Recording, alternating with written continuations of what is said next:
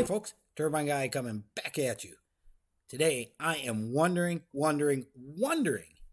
if and when the Biden administration is going to come for my gas stove. Because as you can see from the headline here in Newsweek, is Joe Biden banning gas stoves? What we know and what we don't.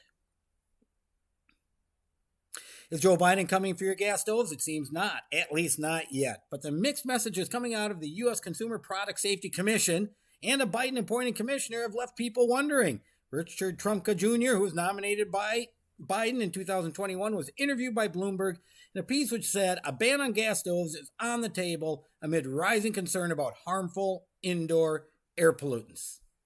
This is a hidden hazard, Trumka told the outlet.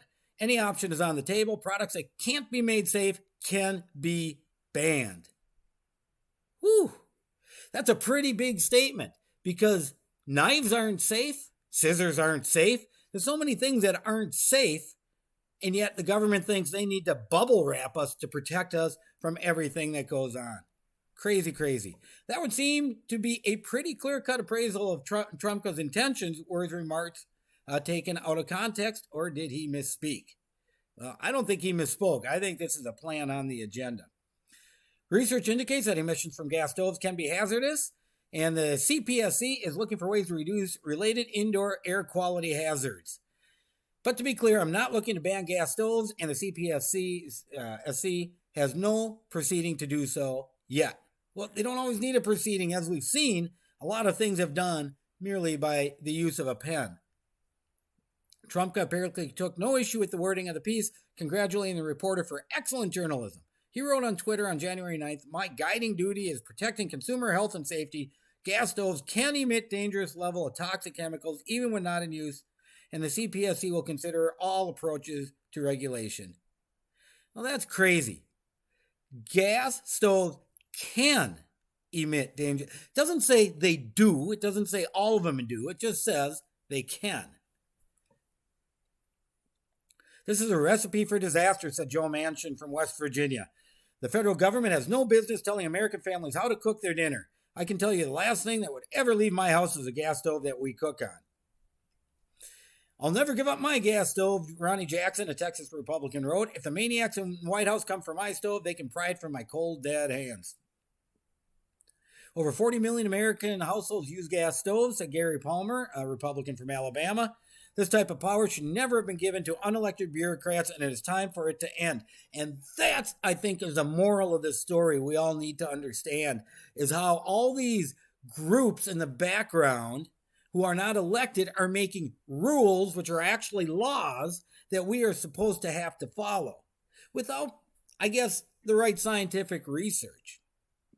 A recently studied published in December in the International Journal of Environmental Research and Public Health found 12% of current childhood asthma in the U.S. is attributed to use of gas stoves, which is similar to childhood asthma burden attributed to secondhand smoke exposure. Well, is that the same or different? Because now we don't have indoor smoking anymore.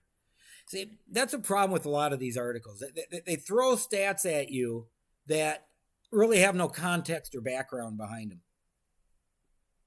Another by the American Chemical Society found methane emissions from gas stoves in U.S. homes, even when unused, have an impact on the climate, comparable to the annual carbon dioxide emissions of 500,000 cars. And homes with poor ventilation can surpass national standards for nitrogen dioxide within a few minutes of stove usage. Stephen Milloy, a climate change skeptic and member of Donald Trump's transition team, tried saying the study was debunked, link it to asthma, writing that asthma is an allergic disease, but that gas stoves emit no allergens.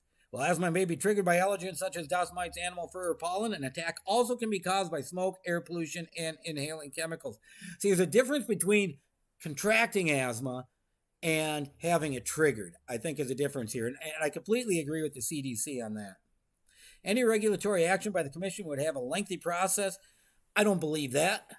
So while a ban on new gas stoves is on the table, it may be a while before any regulatory changes happen. CPSC is researching gas emission stoves and exploring new ways to address any health risks.